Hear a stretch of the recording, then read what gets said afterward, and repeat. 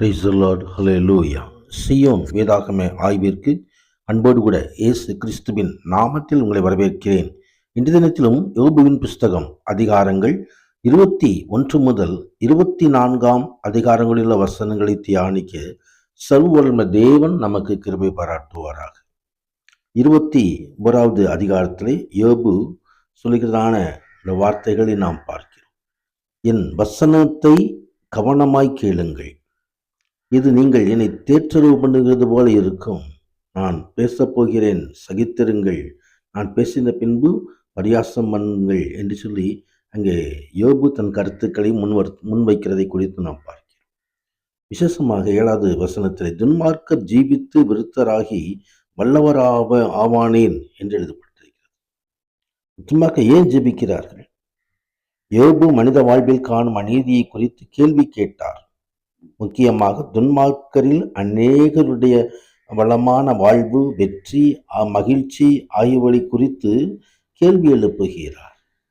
இதே விதமாக 73வது சங்கீதத்திலும் சங்கீதக்காரர் இதே மாதிரி துன்மார்க்கரை குறித்து அவர்கள் போராட்டம் இல்லாமல் வளமாக வாழ்கிறார்கள், மகிழ்ச்சியாக வாழ்கிறார்கள்.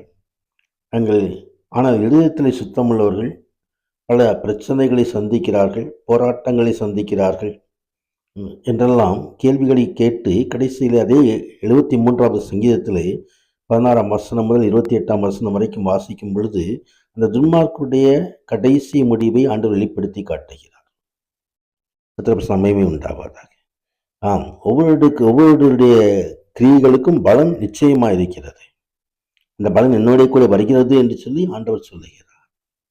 துன்மார்க்கன் ஆபத்து நாளுக்கென்று வைக்கப்படுகிறான், அவன் கோபாக்கினை நாளுக்கென்று கொண்டு வரப்படுகிறான் என்று சொல்லி 30வது வசனத்திலே அதே யோபு சொல்லுகிறதையும் நாம் பார்க்கிறோம்.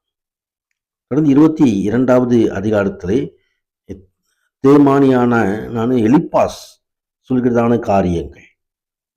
எலிப்பாஸ் ஒரு பாரம்பரியமான ஆனால் மனம் திரும்புதலுக்குரிய உபதேசத்தை மறுபரிசீலனை செய்யும்படி அங்கே யோபுவை கேட்டுக்கொண்டதை பார்க்கிறோம். அவருடைய வார்த்தையின் அறிவுரையை நாம் ஏற்றுக்கொள்ளவும், தன்னைத்தானே தாழ்த்தி தன்னுடைய வாழ்விலிருந்து பாவத்தை அகற்றிவிடவும், பூமிக்குரிய காரியங்களின் மீதுள்ள தனது நம்பிக்கையை விட்டுவிட்டு சர்வ வல்லவரை தன்னுடைய மகிழ்ச்சியாக கொள்ளவும் யோபு தேவனிடத்தில் திரும்புவதற்கு முழு மனதுடன் விரும்பினால் அப்பொழுது தேவன் எல்லா துன்பங்களிலிருந்தும் நிச்சயமாய் விடுவிப்பார். அவனுடைய ஜெபங்களுக்கு பதில் கொடுக்கப்படும், நோக்கங்கள் முயற்சிகள் எல்லாவற்றிலும் ஜெயம் கிடைக்கும் என்பதை எலிப்பாஸ் இங்கே சொல்லுகிறதை குறித்து நாம் இந்த பகுதியிலே நாம் வாசிக்க முடியும். கர்த்தருடைய பரிசுத்த மகிமை உண்டாவதாக. ஆனால் ஆண்டவர் இந்த யோபுவை சோதிப்பதற்கு சாத்தானுக்கு அங்கே அனுமதி கொடுத்ததினால் இது காரியங்கள் நடைபெறுகிறது என்பதை அவர்கள் புரிந்து கொள்ளவில்லை. நீர் அவரை நோக்கி விண்ணப்பம் பண்ண அவர் உமக்கு செவி கொடுப்பார், அப்பொழுது உம்முடைய பொருத்தனை செலுத்துவீர் என்றெல்லாம் இந்த எலிப்பாஸ் சொல்கிறான். 23வது அதிகாரத்தில் யோபு பிரதித்திரமாக நான் அவரை எங்கே கண்டு சந்திக்கலாம் என்பதாய் அறிந்தால் நலமாயிருக்கும். அப்படி நான் அவர் ஆசனத்துக்கு முன்பாக வந்து சேர்ந்து என் நியாயத்தை அவருக்கு முன்பதாக வரிசையாய் வைத்து காரியத்தை ரூபிக்கும் வார்த்தைகளால் என் வாயை நிரப்புவேன் என்று சொல்லி யோபு சொல்கிறதை குறித்து பார்க்கிறோம்.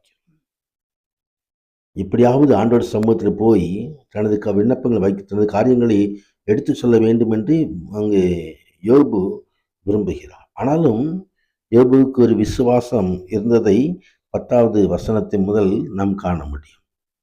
நான் போகும் வழியை அவர் அறிவார், என்னை சோதித்த பின் பொன்னாக விளங்குவேன்.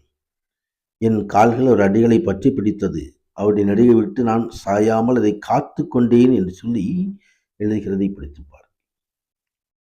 மகிமை உண்டாவதாக.